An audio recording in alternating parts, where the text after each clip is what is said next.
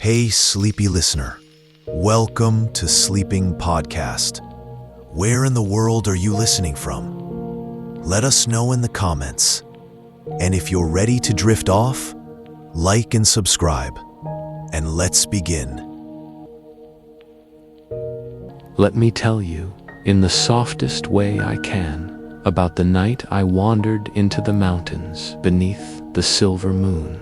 The memory drifts back to me, not as a sharp image, but as a haze of light and shadow, a dream that lingers somewhere between waking and sleeping. The night was quiet, and the quiet was more than the absence of sound. It was a fullness, a presence that settled gently around me, as though the earth itself were breathing slowly, inviting me to match its rhythm. The world was bathed in a pale glow.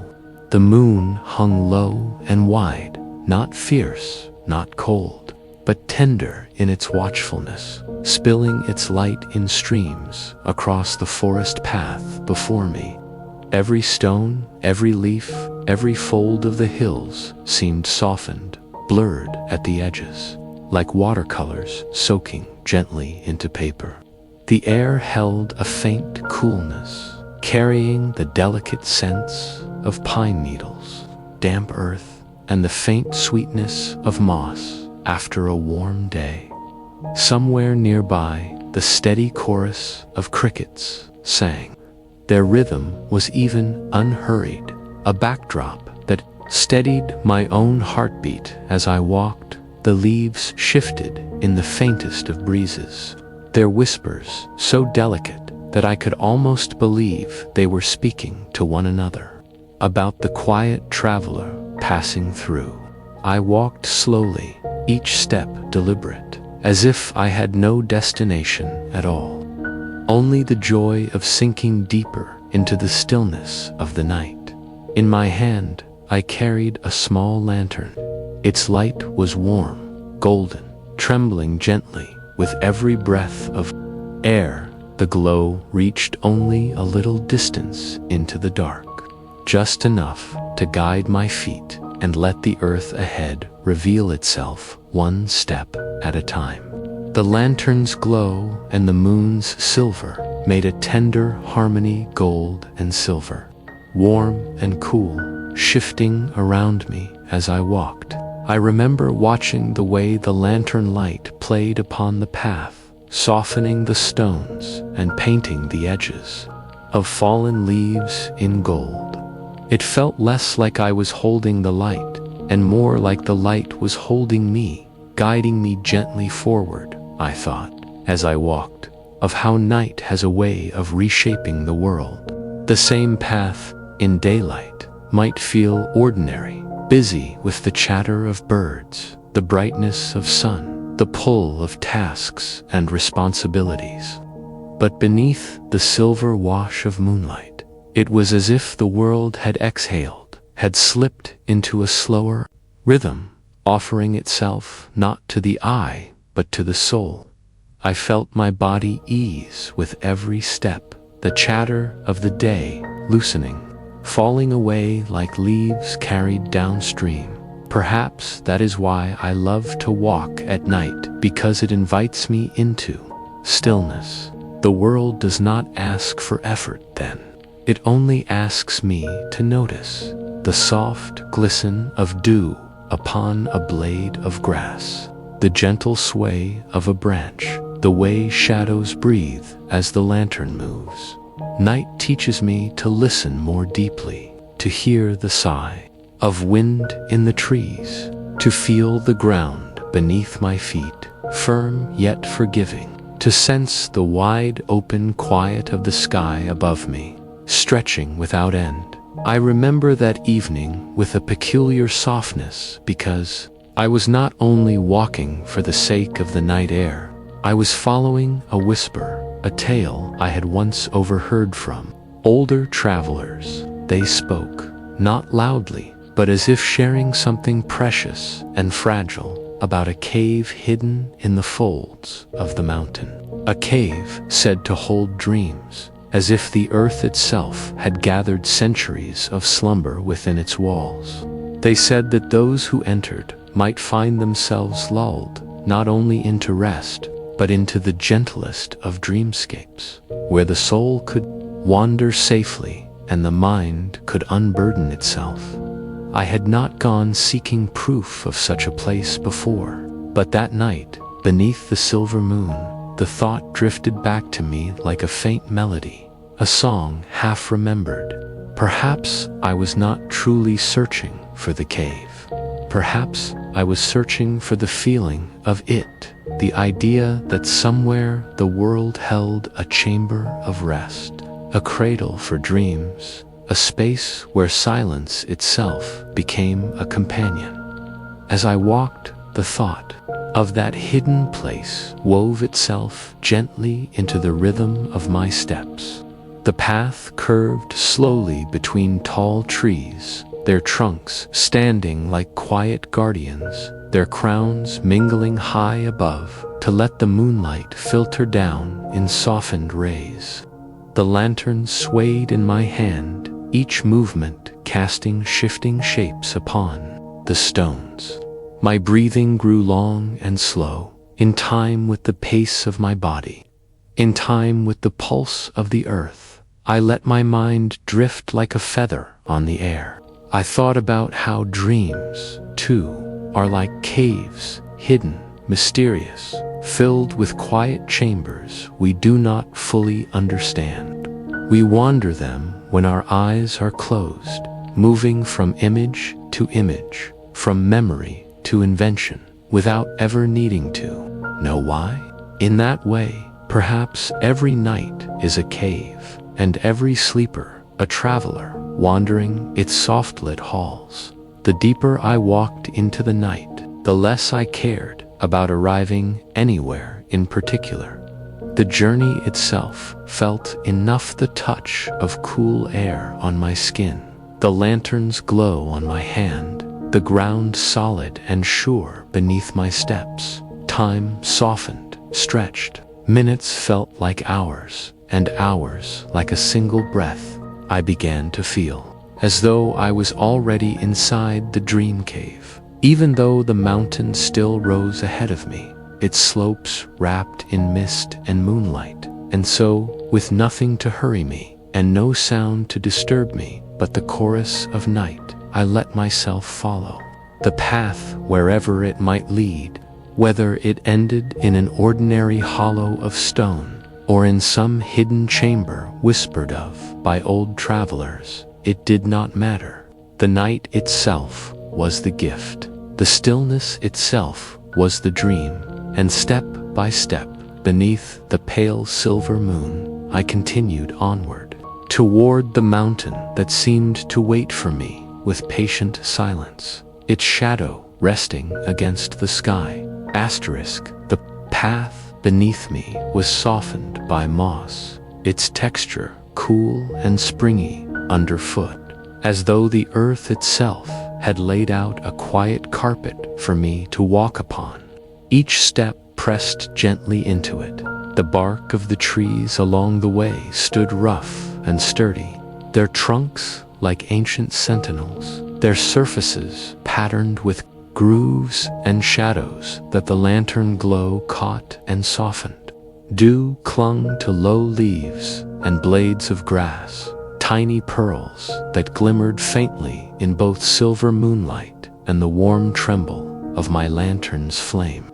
The forest seemed dressed in jewels, though it wore them humbly, offering them not to dazzle, but to calm the wandering eye. Above me, the branches arched and intertwined, forming gentle lattice that swayed with the night's breath. From time to time, a breeze would drift through, brushing the leaves into a soft sigh, and I would pause to listen. There was something tender about that sound, as if the trees themselves were breathing, as if they exhaled in time with my own slow breath. I found myself matching them unconsciously, lengthening each inhalation, letting each exhalation dissolve into the cool air, until my body felt as much a part of the forest as the moss and the bark. and the drifting leaves. From the depths of the night came the sound of an owl, low and steady. Its call echoed between the trees, then faded, leaving a pause before returning again, as though marking time in its own ancient way. Farther away, I could hear the faint trickling of water, a stream winding its way through roots and stone, hidden from sight but carrying its gentle music through the stillness.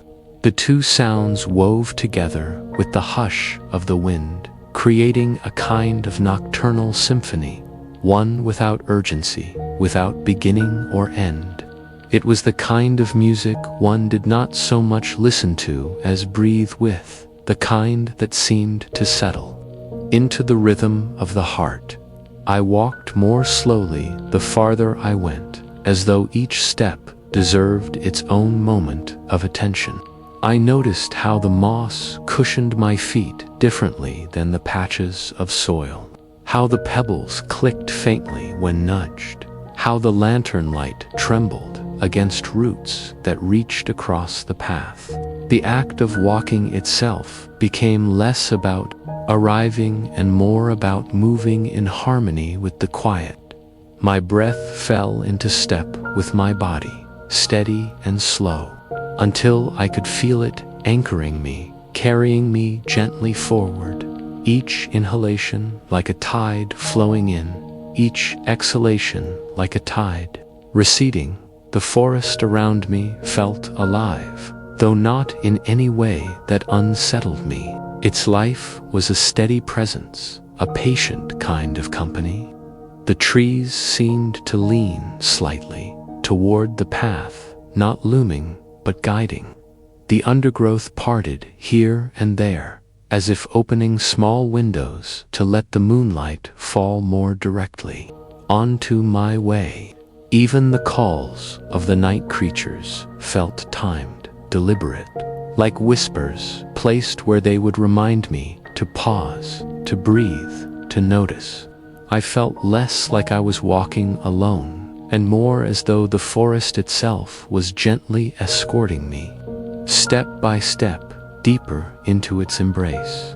I lifted my eyes often to the night sky above the treetops, where the branches opened wide enough to reveal expanses of stars. Against the darkness, they shone like scattered lanterns, countless and unmeasured. The sky seemed endless. A vast sea stretched over me, deep and unknowable, yet profoundly calming. I thought of myself as a small boat drifting upon that sea, carried not by oars or wind, but by quiet surrender. The moon, wide and silver, was like a beacon upon that sea, a steady light that watched over my wandering. The longer I gazed, the more the stars seemed to shift and shimmer, not as fixed points, but as gentle ripples upon an invisible surface. I imagined the sky itself as water, an ocean turned upside down, with stars like shells scattered upon its surface.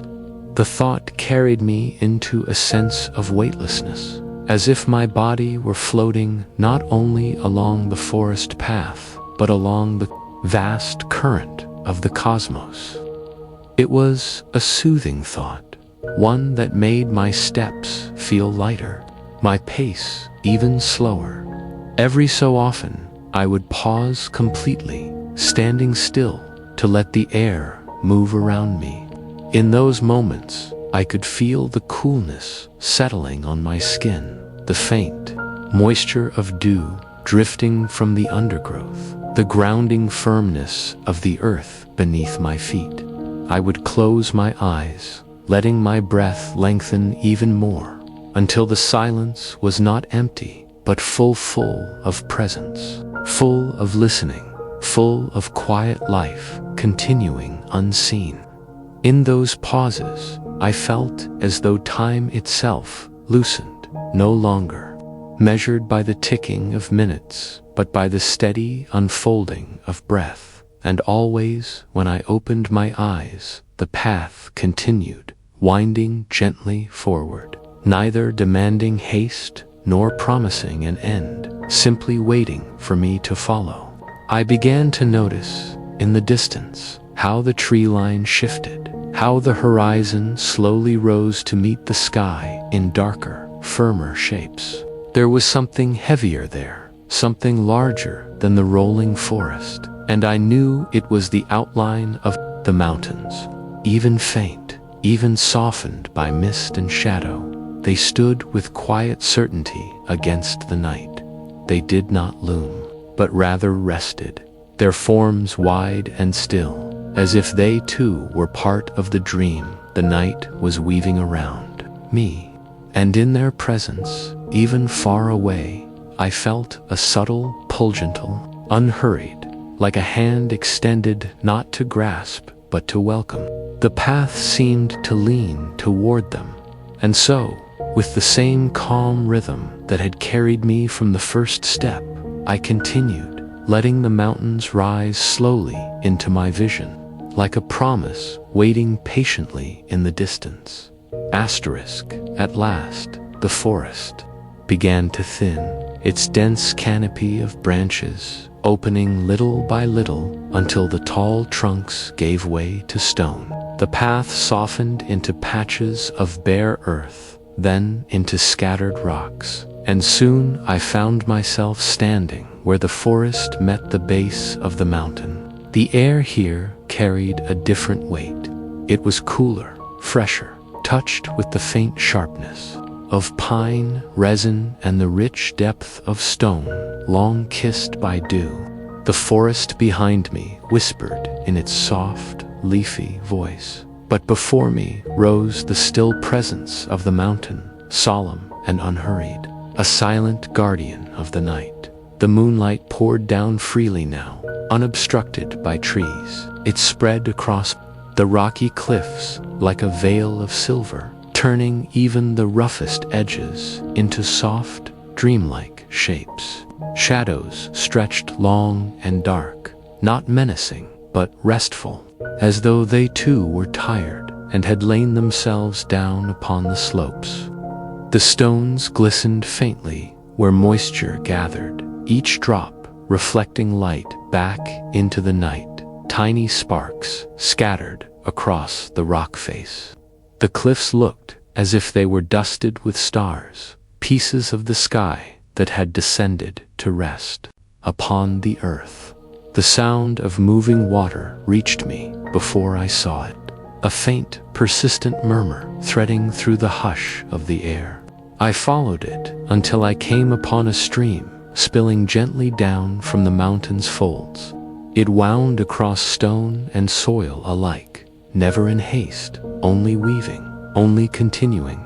Its surface shone with the reflection of the heaven stars trembling upon ripples, moonlight drifting with the current.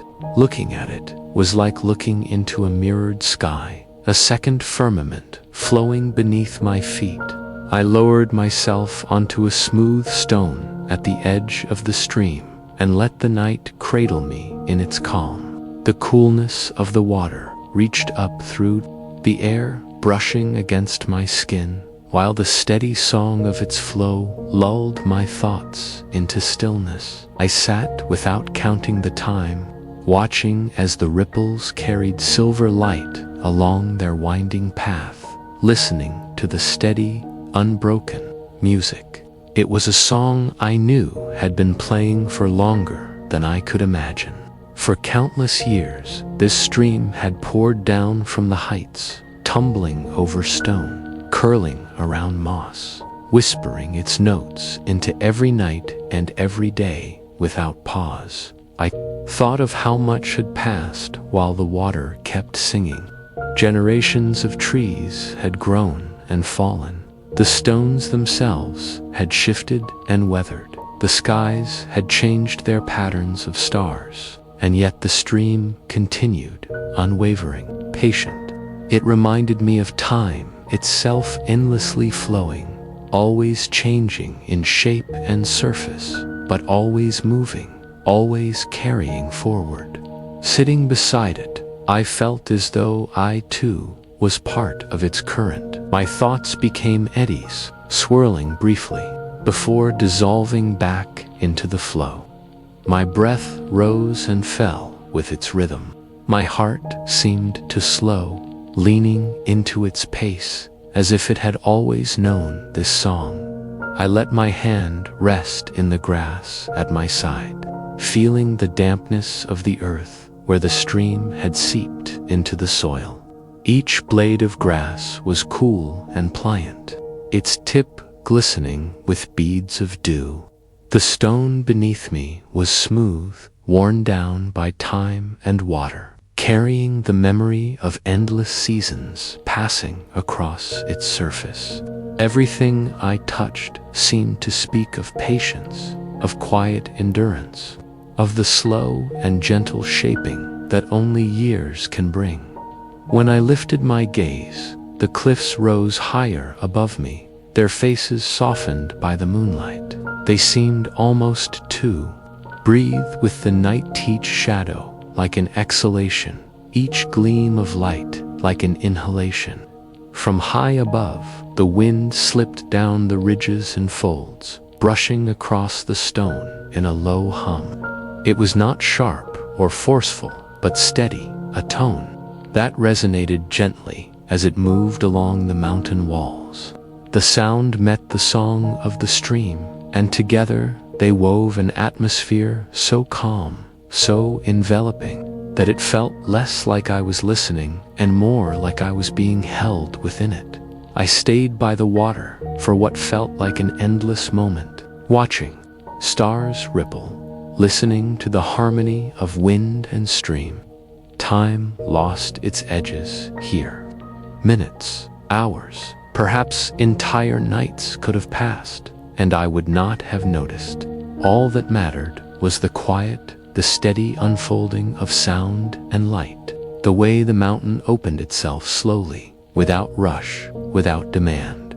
Yet, even in this stillness, I felt a gentle call, a subtle guidance. The wind, in its low and steady hum, seemed to beckon me onward, deeper into the embrace of stone. The mountain was not distant or forbidding. It was welcoming, offering its halls of rock and shadow as if they were waiting for me. I felt no urgency, only the quiet assurance that the path ahead would continue to unfold step by step, like the stream itself winding down into the valley. So, at last, I rose from my stone seat, letting the night air brush softly against me. I took one final look at the stream, at the way the stars shimmered upon its surface, as though resting there, and I felt as though I carried its song within me. My breath matched it, my thoughts flowed with it, and as I turned to follow the mountain's winding call, I did so not as a traveler in search of something far away, but as a companion already held within the timeless rhythm of the earth. And so I continued, moving gently toward the stone ridges, guided by the quiet hum of wind against the mountain walls. The path carried me higher, curving gently until the trees grew sparse and the stone of the mountain opened itself more fully before me. I followed, the hum of the wind, its voice weaving in and out of the ridges, until it led me to a quiet hollow at the base of a cliff. There, almost hidden by the embrace of vines and moss, lay the shadow of an entrance. It was not grand or obvious, but subtle, as though the earth had chosen to keep it veiled from all but those who walked slowly enough to notice. The vines hung low, their leaves glistening faintly with dew, and the moss spread thick across the rock, softening the hard edges and filling the air with the scent of damp greenness. Shadows pooled beneath the arching stone, deep and quiet, like the darkened surface of still water.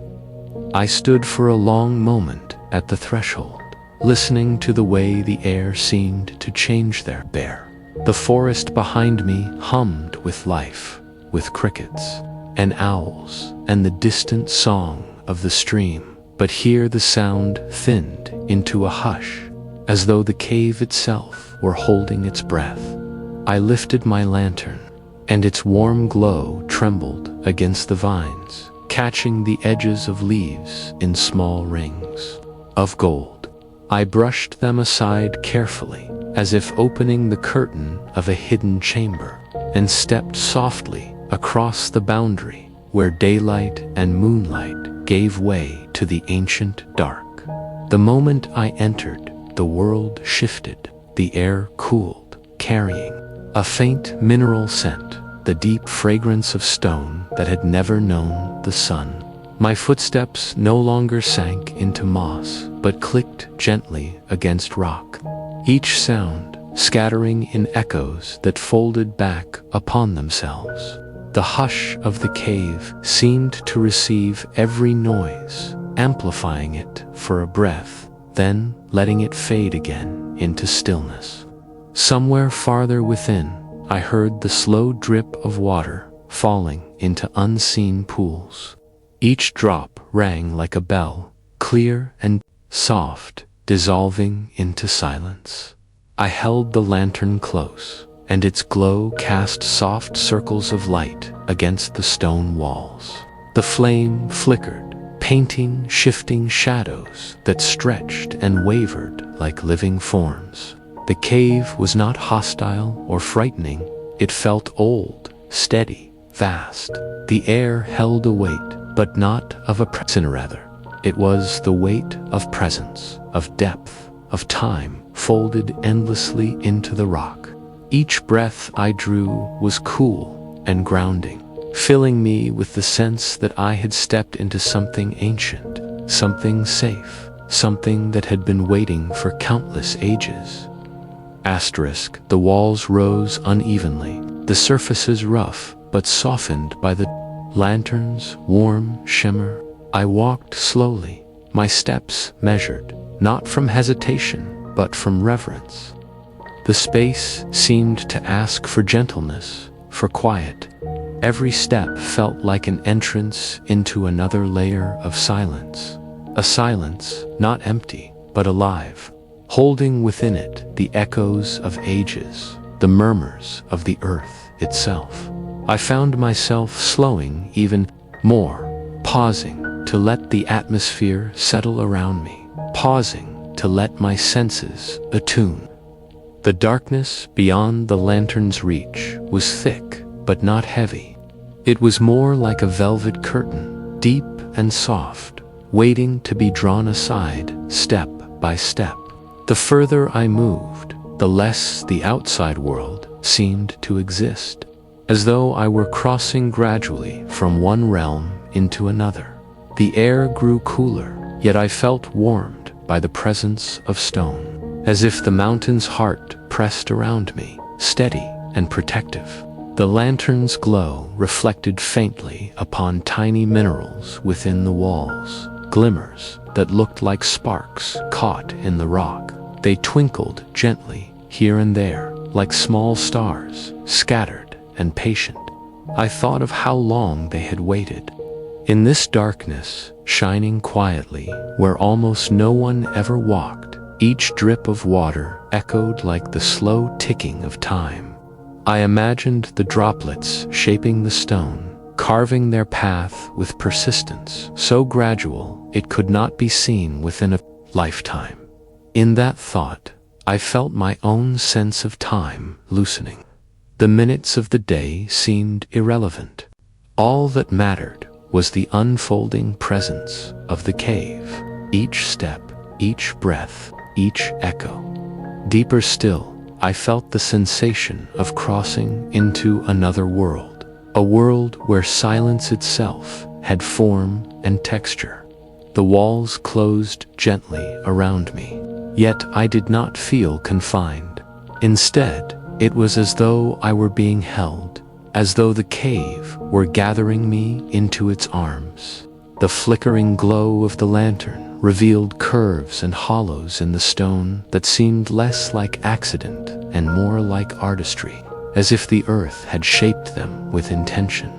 My fingers brushed along the cool surface as I walked, tracing the patterns and indentations that time had left. And then, in the shifting glow, I began to notice shapes not precise, not carved by hand, but suggested by the flow of stone. Along the wall, ridges curved gently, overlapping one another like layered scales.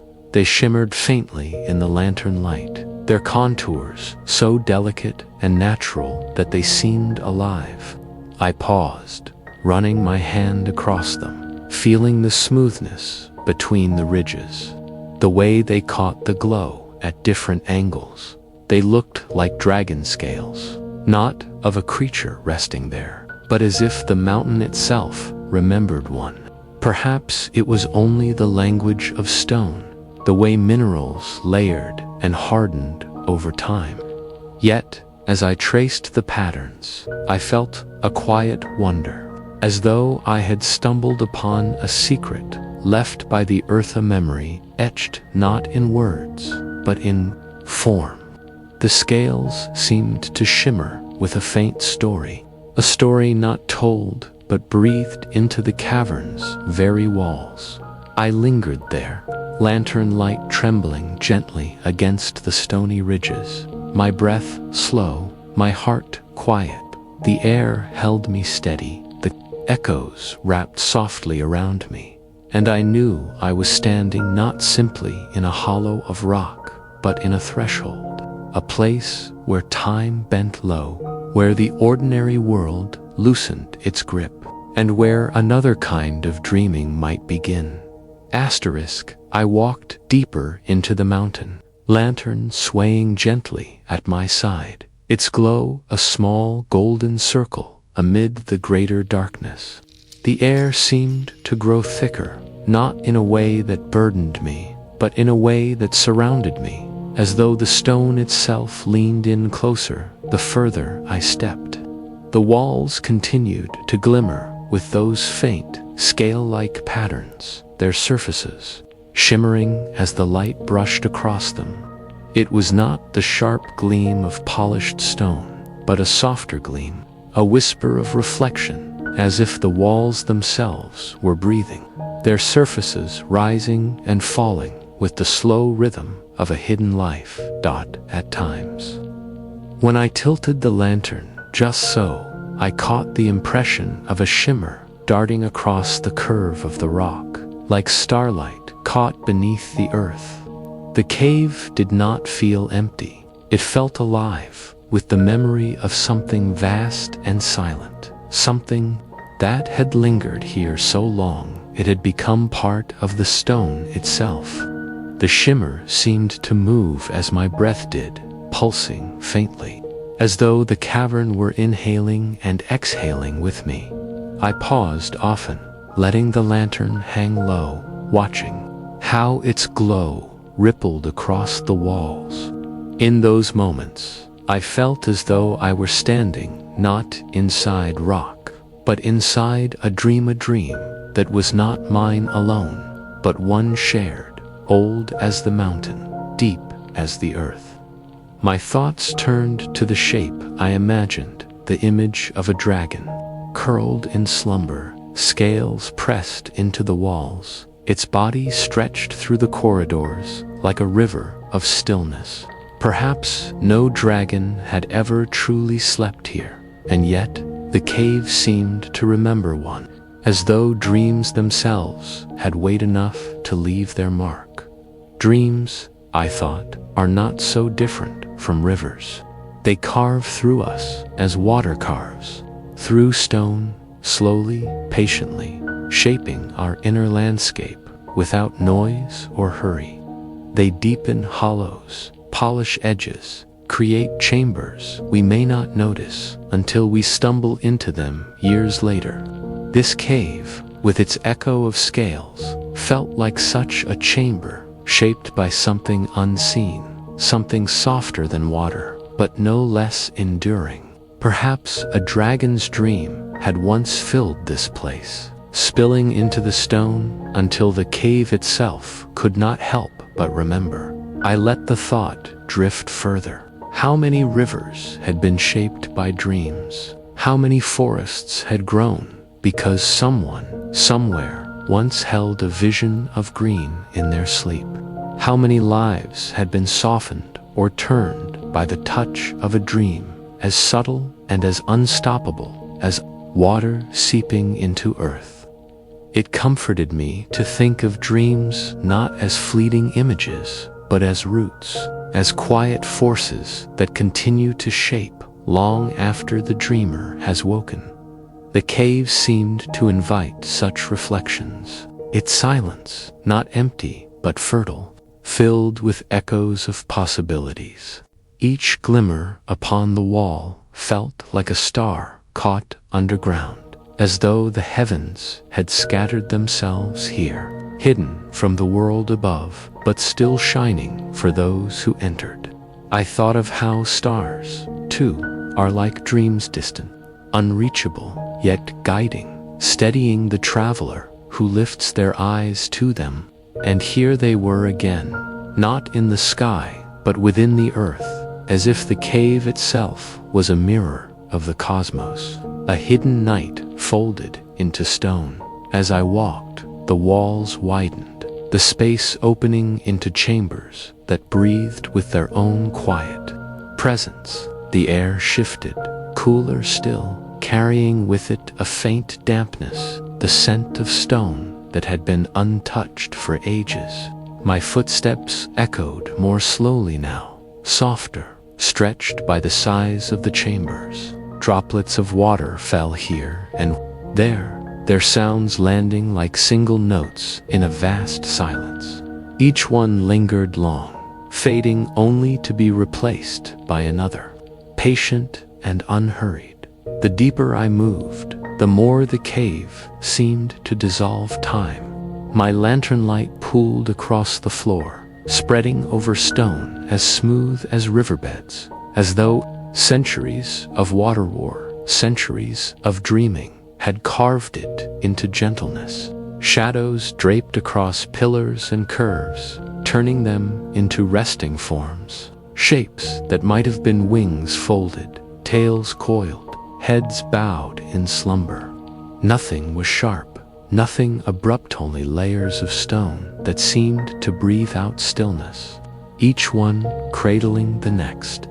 I let myself imagine the dragon again, not fierce or fiery, but vast and quiet, its body curled through these chambers, its breath a rhythm so slow it had become the rhythm of the cave itself. Perhaps it dreamed of skies and stars, of oceans wide enough to cradle its wings, of meadows soft enough to hold its weight. Perhaps those dreams had poured outward, mingling with stone, until the very walls shimmered with the memory of scales, until even the air carried the softness of its imagined sleep. I realized then how natural it felt to walk within such a dream, to be part of it, to surrender to its slowness. For what is dreaming, if not the act of being carried into another world, one shaped not by force, but by yielding? The cave was that world, shaped not by hammers or storms, but by the gentle persistence of what could not be seen. It felt right in that moment to let my own breath grow slower, to let my own thoughts soften into images, to let myself become part of the same rhythm. The lantern swayed in my hand, its light trembling gently across the walls, and I thought of how even that glow seemed dreamlike, less a flame and more a memory of warmth moving with me. Each shimmer it caught was another echo of scales, another fragment of story, another reminder that dreams themselves leave traces. If one only looks slowly enough, the chamber around me deepened, stretching outward into a space that felt larger than sight could capture. The ceiling rose high, lost in shadows where the lantern's reach could not follow. The air within it moved faintly, as though stirred by some hidden breath. I could hear the hum of wind from outside, softened and shaped by the stone until it became almost a song, low and endless, resonating through the chamber like the steady drone of a lullaby. I walked further into that vastness, not hurried, not eager, but drawn forward the way one is drawn into sleeps, lowly, gently, with no need to resist. The walls shimmered faintly still, their echoes of scales following me deeper, until it felt as though the entire cavern itself was wrapped in the memory of a dragon's dream, endless and quiet, waiting for me to wander further inside. The chamber gradually narrowed as I followed the gentle curve of stone, my lantern casting its dim glow against the walls. The floor beneath my feet smoothed further, as though worn down by centuries of water that no longer flowed. The air was cooler here, carrying a hush that seemed even deeper than before. I sensed I was nearing something secret, something the mountain had been saving for those who wandered far enough into its quiet heart. And then, beyond a curve of stone, I found them, the pools. They lay in stillness before me, spread across the floor like pieces of night gathered underground. My lantern light drifted across their surfaces, caught and mirrored back in soft glimmers, so faint and delicate, it felt as though I had stepped into a place where light itself had slowed down to rest. The water was so still, so perfectly clear, that I could not tell where the reflection ended and the real cavern began. The ceiling above, dusted with crystals and faint glistening veins of mineral, shone downward like stars in a hidden sky, mirrored upon the surface below, until the chamber seemed endless stone and water folding into one another, the real and the reflection breathing together in silence. I lowered myself closer, my steps careful, each one echoing in the hush. Kneeling at the edge of one pool, I felt the cool breath of the water upon my face, as if it exhaled slowly, welcoming me. I let my hand drift forward, fingertips meeting the glass-like surface. The touch was gentle, hardly more than a whisper. Yet even that sent circles of ripples outward, expanding slowly, one after another. I watched them stretch across the pool, bending the reflections of stone and crystal, distorting and softening them until the water became a shifting dream.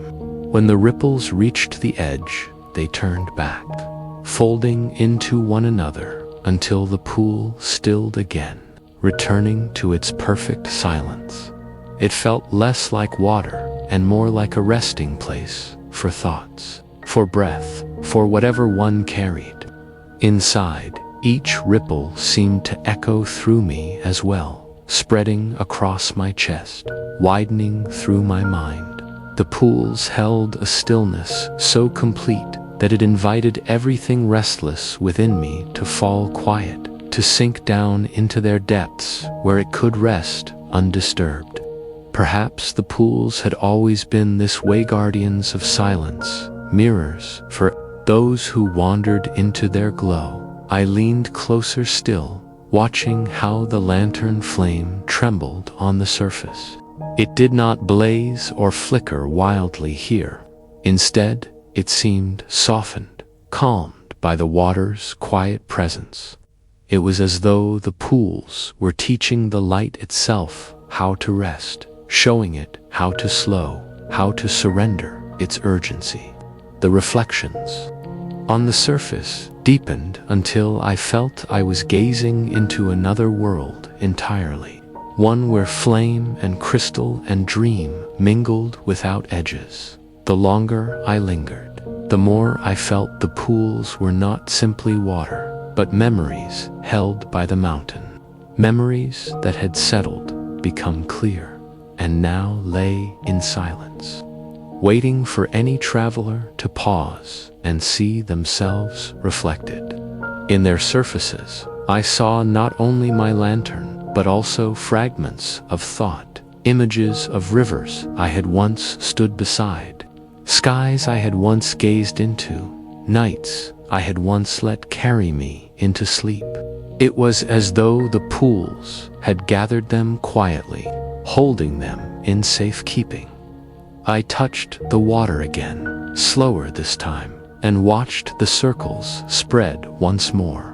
They moved outward with patience, never rushing, never straining, just widening at their own pace, showing me how rest is not something seized, but something that unfolds when given space. Each ripple felt like a breath, an exhale I did not know I had been holding, expanding across the water until everything within me loosened. The silence of the chamber was not empty, but filled with presence, the soft glimmer of crystals above, the weight of stone around me, the endless patience of the water below. Together, they created a harmony so gentle it felt like a lullaby without sound, a rhythm that soothed without words. Time seemed to dissolve here, its edges blurred by reflection and silence, until I could not say whether I had been kneeling by the pool for moments or hours. I thought of how these pools might have been here since the beginning, formed drop by drop over ages, until enough stillness gathered to create mirrors within the earth. And perhaps they would remain long after me, continuing to rest in their quietness, continuing to welcome the weary, continuing to ripple slowly outward at the touch of a wandering hand. In that thought was comfort, the knowledge that silence does not end, that it waits unchanging for anyone who chooses to return to it. I let myself imagine that the pools were dreams themselves, dreams that had come to rest within stone. Some dreams ripple when touched, spreading through a life gently, reshaping it in soft circles. Others remain perfectly still, waiting until the moment they are noticed. To kneel before such dreams was to remember that stillness is as necessary as breath, that rest is as vital as motion.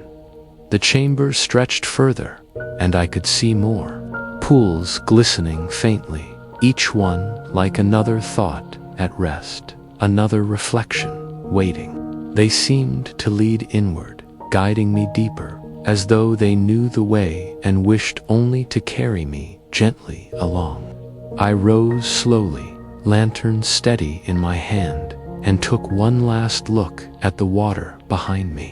The ripples had stilled once more. The surface returned to its perfect mirror, as if it had never been touched. I breathed deeply, allowing that stillness to settle into me. And then I began to follow the line of pools as they curved into the shadowed heart of the cave. Each step was quiet, each echo softened by the patience of the stone. The pools grew fainter in their reflections as the chambers deepened, yet the quietness grew even greater, as though the mountain itself were guiding me into its most silent place. And so I continued forward, letting the pools fade behind me, carrying their hush within me, moving toward whatever deeper chambers awaited in the endless calm of stone. The path of pools narrowed until at last the ground rose again, and I found myself stepping into a vastness I had not expected. The walls of the cavern fell away, the ceiling stretching so high above me it seemed to disappear into shadow. I paused, lantern held steady in my hand, but soon realized I did not need it here. A soft, silver-blue radiance filled the chamber, not from the moon above, but from the stone itself. Crystals rose from the floor in great, quiet clusters and hung like frozen chandeliers from the ceiling, each one glowing faintly as though carrying its own secret flame. Their light was not sharp, not blinding, but hushed, diffused, the way starlight softens across the surface of a lake. It spilled into every corner, casting gentle glimmers against the rock, until the whole chamber shimmered like the inside of a dream that had been waiting for centuries to be entered. I stood still for a long while, letting my eyes wander across the endless constellations of crystal. They sparkled without movement, yet their stillness held the sense of something alive, an almost imperceptible hum that I could feel rather than hear, as if the stones themselves were breathing quietly in their luminous rest. I felt no weight of earth pressing down on me here, no heaviness of being so far beneath the world. Instead, the air carried a lightness, almost weightless, as though I had stepped into a place beyond time, beyond day or night, moving slowly. I lowered myself onto a smooth stone, the lantern dim by my side, unnecessary now in the glow of the chamber. I let my breath match the quiet rhythm around me, slow and steady, rising and falling like the hidden tide of the cave. Each inhale seemed to draw in a shimmer of light, each exhale a soft release back into the silence. The crystals seemed to sing, though not in any sound my ears could gather. Their song was subtler, woven through the stillness itself, like the memory of a lullaby carried in stone. The longer I sat, the more I felt the faint vibration in the aeratone, so soft it was closer to touch than to hearing, resonating through me as though the cave were reminding me of something I had always known. It was not music meant to stir or move, but to settle, to lull, to guide one into a deeper calm. At times, I closed my eyes and simply let the light wash over me, a silver blue warmth that needed no flame.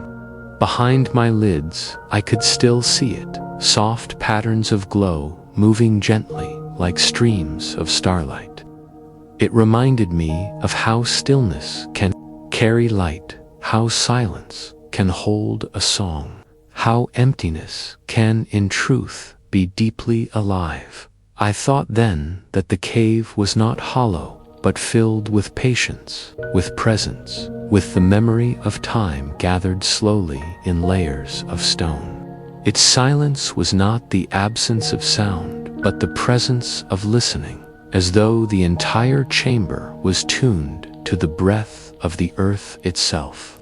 And as I sat, I felt myself listened to as well, as though the cave had noticed me and folded me into its calm, without judgment, without demand. I do not know how long I remained seated among the crystals. Time had no edges here. It felt dissolved, like the air itself. Perhaps I had lingered only a handful of breaths, or perhaps many hundreds. It no longer mattered. What mattered was the way the stillness had seeped into me, loosening everything I carried, softening every sharpness within. And then, as I sat in that deep quiet, I began to notice something changing. The air, though light and cool, carried a subtle warmth, faint but unmistakable. It was not the warmth of fire or the lantern beside me, but something more intimate, as if the cavern itself were exhaling slowly. The glow of the crystals remained the same, yet within the silence there was now a sense of presence, soft, hidden, breathing close but unseen. I let the warmth settle around me, not seeking its source, only noticing how it seemed to draw me deeper inward into the quiet heart of the cave. into whatever waited beyond this shimmering chamber of light. The warmth deepened as I sat among the crystals, subtle at first, then slowly gathering until it wrapped me like a gentle cloak. It was not heat in any sharp or pressing way, no blaze of fire, no flicker of flame, but something steady, like the exhalation of the earth itself. With each breath I took, I felt a presence accompanying me, unseen yet unmistakable, woven into the very stone around me. I did not see a dragon, no wings or scales, no eyes gleaming in the dark. Yet the cavern whispered of it in every quiet shimmer, every low vibration running through the floor. The warmth carried a rhythm, a rise and fall so faint I might have mistaken it for my own breath, if not for the depth of it, the slowness, the vastness. It was like a heartbeat deep within the mountain, patient and ancient, steady as time itself. The walls seemed to hum with that pulse, as though they remembered the creature, or perhaps were the creature its body transmuted into stone, its breath woven into the air, its dreams crystallized into the silver-blue glow. I realized then that the dragon did not need to appear before me in form. Its presence was everywhere at once, in the rock beneath my palms, in the shimmering light of the crystals, in the hush that filled the chamber, as if protecting me within its quiet embrace. I closed my eyes, listening. Beneath the silence was a depth that felt alive, protective, endless. Not the silence of emptiness, but of being held, as if the dragon's presence enfolded me without words. It was vast in a way that dwarfed my smallness, yet never overwhelming. Instead, it felt kind, timeless, yes, but gentle, as though it wished not to startle me, but to remind me that I was safe here, resting within the slow rhythm of its dreaming. For a moment, I let myself imagine what it might have been like if the dragon once lay here in truth, its body curled among the crystals, each breath echoing through the stone, its dreams sinking into the mountain walls. Perhaps these glowing chambers were born not only of time and water, but of the creature's slumber, of dreams so long and deep they hardened into light. If that were so, then every shimmer was not just crystal, but memory fragments of the dragons. Endless dreaming, offered freely to those who wandered quietly enough to notice. I breathed with it, letting my chest rise and fall to the same slow rhythm. It felt as though the mountain and I were sharing the same heartbeat, the same breath, the same dream. There was no division between stone and self, between me and the cavern, between the faint warmth and the body it once belonged to. In that stillness, I realized that dreams do not belong only to the dreamer. They spill outward, seeping into stone, into rivers, into the sky, until the world itself hums with their memory. Perhaps the dragon's dream had become this cave, or perhaps the cave had always been dreaming itself, and the dragon was merely its voice.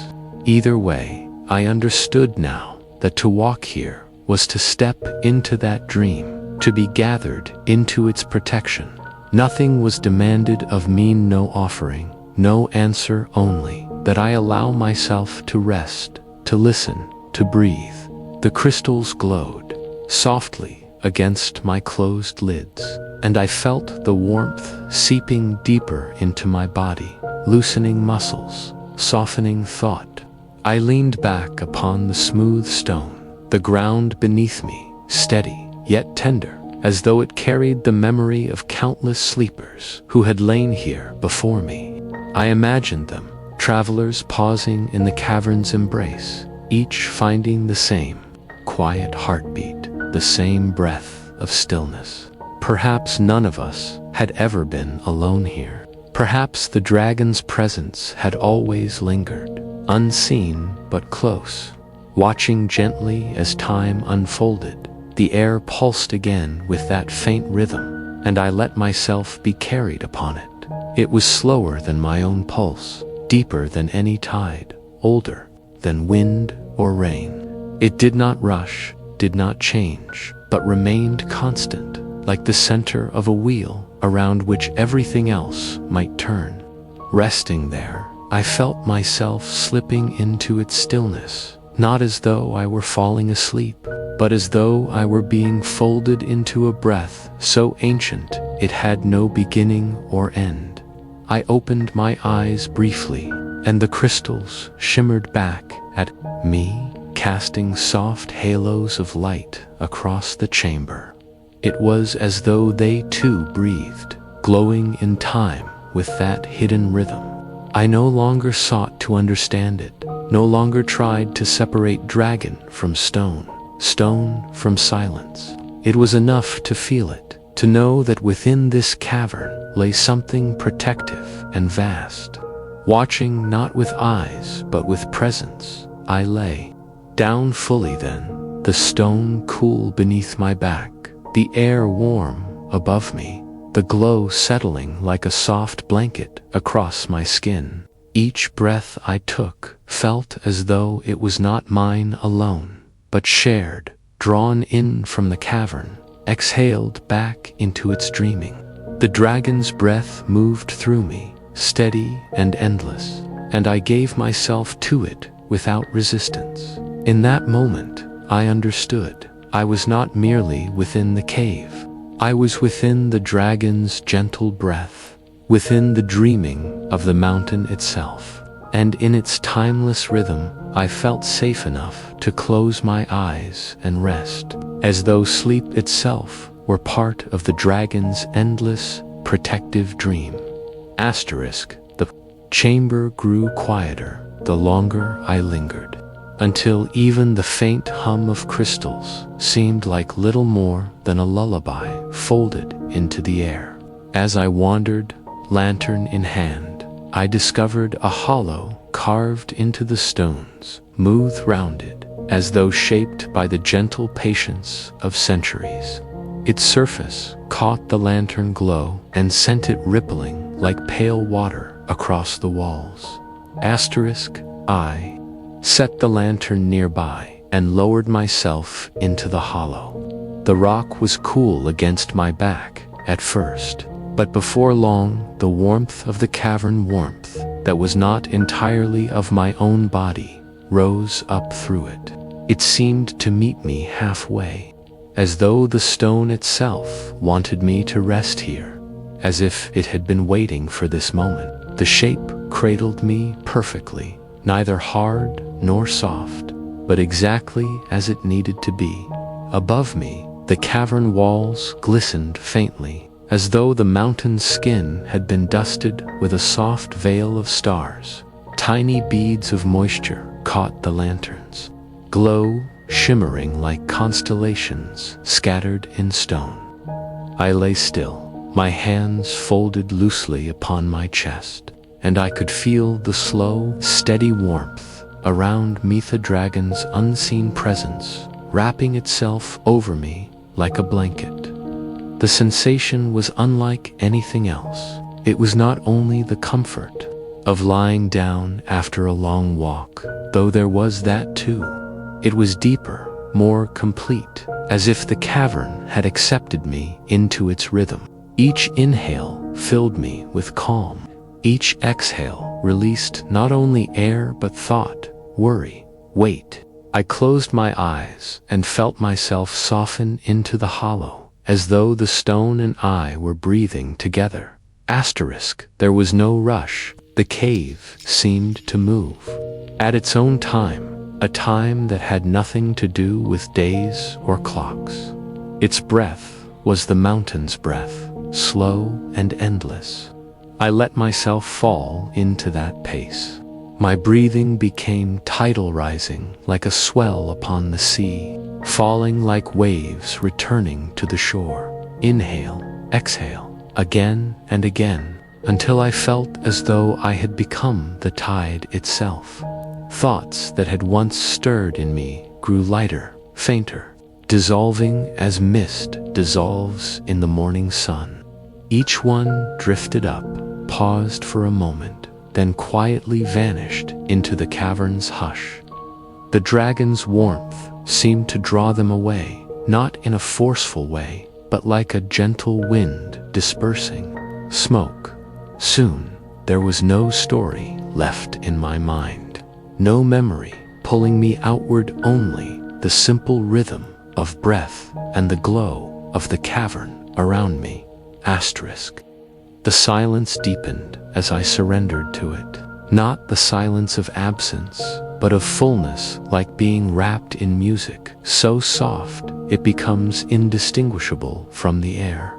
Every sound echoed faintly, the drip of water from some unseen crevice, the almost imagined thrum beneath the stone, the soft hum of crystals resonating just at the edge of hearing. Together, they wove a kind of lullaby, and I realized I was lying, not only beside the dragon's heart, but within it. It was not a heart that beat in the way mine did. It was a heart of dreams, vast and timeless, pulsing gently through the cave itself. Each echo seemed to cradle me, as though I had been gathered into its keeping. There was no need to seek, no need to move forward. Here, in this hollow, was the center of everything's stillness, safety, warmth. I allowed myself to drift further inward. My eyes, though closed, seemed to open onto other shapes, soft, formless images rising and dissolving, like reflections across water. I thought of shorelines I had walked, of forests where moonlight streamed through the branches, of skies so vast they felt endless. Yet none of these stayed long. They came and went as lightly as clouds, leaving me calmer with each passing. Perhaps I was entering the dragon's dream, or perhaps it was entering mine, so slowly, so gently, that there was no boundary between us anymore. I could not say where my breath ended and its breath began. The stillness grew so complete that even my body seemed to dissolve, until I was not lying upon stone, but floating upon quietness itself, suspended in the tender rhythm of an ancient tide. For a time, though time had no shape, here Rai simply rested, each breath like a small boat drifting upon an endless moonlit sea. Every rise carried me higher into stillness. Every fall lowered me deeper into safety. My thoughts thinned until there was nothing left but this ebb and flow, this quiet dissolving into dream. And as the cavern's warmth settled more deeply into me, I felt something shift. I was no longer only a traveler resting within a hollow of stone. I was part of the mountain's dream now, part of its endless breath, part of the dragon's unseen heart.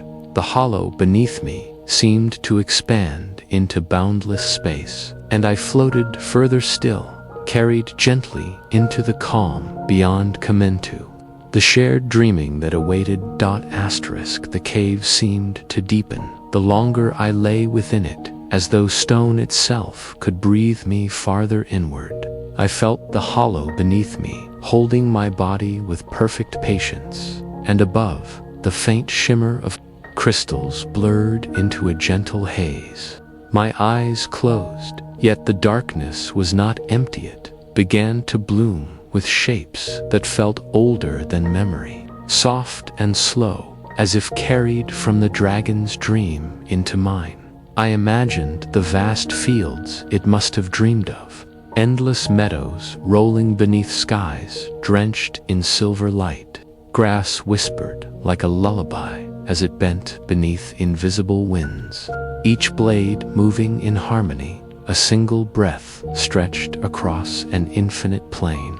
I felt myself walking there without moving, each step lighter than the one before, until I was no longer walking at all, but drifting weightless, as though my body had become the breeze itself. Then came skies of starlight.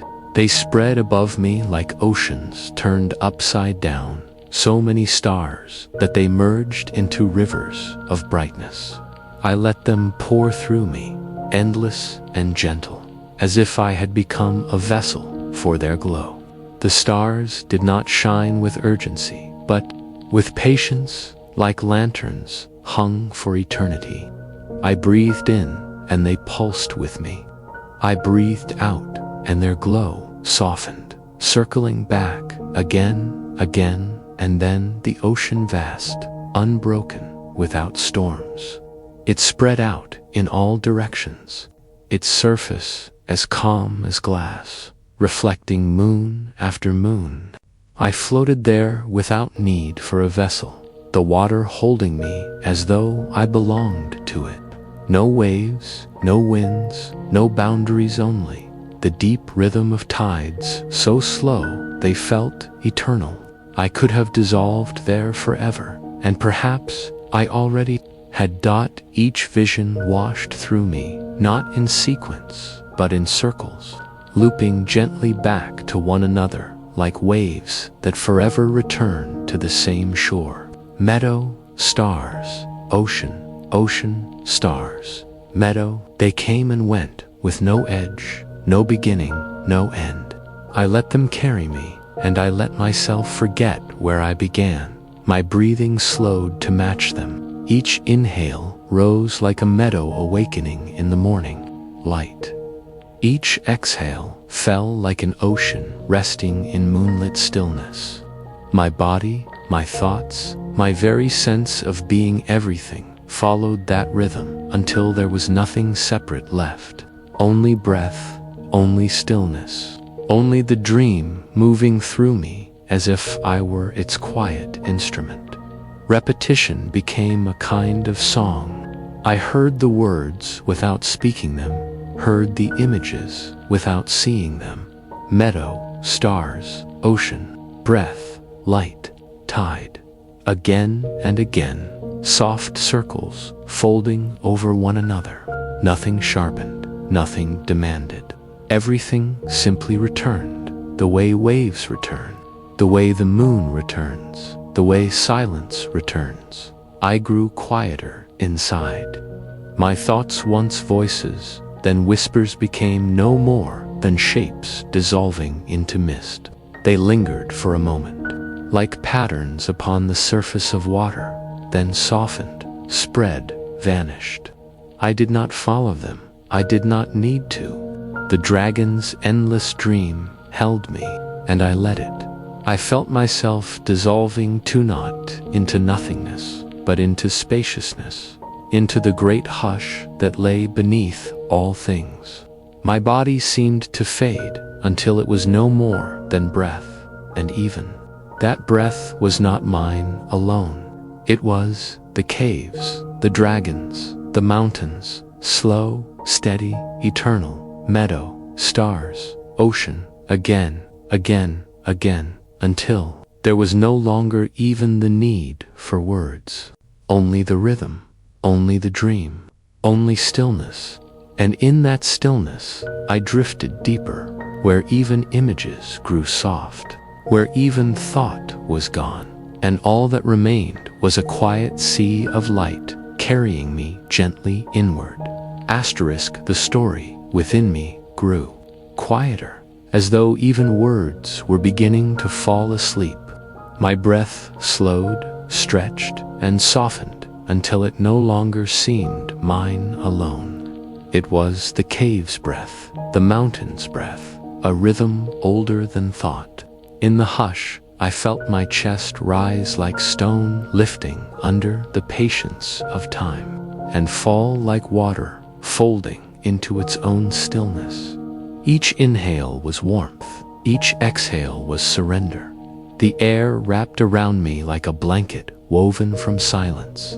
No sound pressed forward, only faint echoes moving far away, dissolving before they could reach me.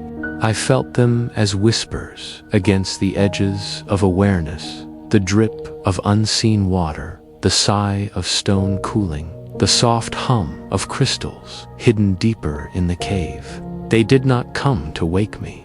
They came only to remind me that stillness has its own song, one so gentle it can only be heard when everything else is hushed. My body grew heavier, yet not with burden. It was the weight of stone, the groundedness of cliffs that have stood for centuries. My arms and legs no longer belonged to me alone. They seemed to press slowly into the cavern floor, merging with its firmness, as if bone and rock were already the same. My skin cooled into the damp air, then warmed again beneath the lantern's soft glow, until both warmth and coolness lost their edges, folding into one sensation without name. Stone. That was what I was becoming. A smooth shape held by the cave. Unhurried, unchanging, belonging. My mind, lighter than my body, drifted the way water gathers in hidden hollows. Thoughts trickled in faint streams, then circled into small pools before disappearing altogether. No effort, no resistance, just a slow pooling into silence. I felt them dissolve like mist, spreading thinner, gentler, until even the thought of silence grew quiet and slipped away. There was no longer a story to tell, only breath to feel, warmth to rest in, stillness to inhabit. Time loosened, like sand slipping steadily through open fingers, and then even the notion of time fell into the hush. Fragments lingered, scattered like faint glimmers beneath closed eyelids. A silver glow of moonlight weather, remembered or imagined, I could not tell. A suggestion of scales, not sharp, but soft, like overlapping patterns in the stone. The shimmer of crystals, breathing their patient light into the dark. The surface of water, still and waiting, as though guarding the last reflection of the world above. These fragments floated in and out, never holding, never staying, never asking to be seen. They passed like clouds against an endless sky, to gentle, to disturb, to light, to leave weight behind. Each one a tender echo of the journey, softened to almost nothing, fading into the greater quiet. Asterisk breath, warmth, stone, silence. These were all that remained, even they blurred at the edges, circling into one. I could not tell where my breath ended and the cave began. I could not tell whether the warmth was mine or the dragon's or the stone's. Stillness and silence became inseparable, so that I was no longer inside them, they were inside me. Or perhaps there was no longer a difference at all. Slowly, even the need to notice began to fade. What was left was not thought, not vision, not even reflection. It was only being, and even being felt too large a word. It was more like resting as part of a lullaby that never began and would never end. In that lull, I dissolved, and in dissolving, I became the hush itself. The last fragments of imagery shimmered once, like the faintest memory of light across still. Water moonlight, scales, crystals, waterand, then they too folded inward, sinking softly into silence. The cave holds me. It holds me as though I have always been here, as though the stone has known my weight, my breath, my stillness. Since the beginning of time, silence drapes over everything. Silence, soft as a blanket. Silence, deep as a sea. Without waves, I feel myself sinking, slowly, gently, into that sea. Each breath carries me lower. Each breath carries me deeper. The lantern's glow is faint now, its circle of light smaller, softer, dimming with every blink. Shadows fold around it, warm, not cold. Even darkness feels like a cradle. I rest in the rhythm of breath. Inhale, exhale, inhale, exhale. Like the tide moving through me, like the mountain breathing in its sleep. Far inside the cavern, a presence stirs. Not loud, not waking, only breathing. The dragon vast, unseen rests still. Its breath moves like wind across water. It carries me, holds me, keeps me. I no longer walk, I no longer think. I only rest, stone beneath me, warmth around me, silence. Within me, stone, warmth, silence. Over and over, circling until they are the same. My body loosens, piece by piece. Arms melt into stone. Legs drift into shadow. Chest sways in rhythm with another breath, not mine. Head rests as though cradled by time. Nothing asks of me now. Nothing calls, nothing moves but breath. The cave dreams, the dragon dreams, and I drift with them. Images soften, flicker, fade. Moonlight glistening on stone, crystals glowing faintly blue, still water mirroring nothing. A vast shape breathing slow and steady in the dark. I let go of each image as it comes. I let it drift away. I do not hold. I do not follow. Only breath. Only stillness. The words themselves begin to dissolve. Spaces widen between them. Long pauses stretch like endless halls in the cave. Nothing is hurried. Nothing needs to be. Breath, pause, warmth, pause, silence. I am already gone, yet still here. Already sleeping, yet still awake enough to know I am safe. Safe, still, drifting. The cave is endless, yet it holds me in one small hollow, perfectly shaped for rest. The dragon is vast, yet its breath falls softly, no louder than my own. The night is infinite, yet here it feels tender, close, quiet.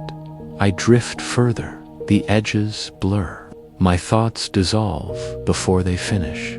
Even my breath feels as though it no longer belongs to MIT, belongs to the rhythm of the cave, the rhythm of the dragon, the rhythm of the night. One rhythm, one breath, one stillness. Everything is safe, everything is still. You may drift now into your own dream.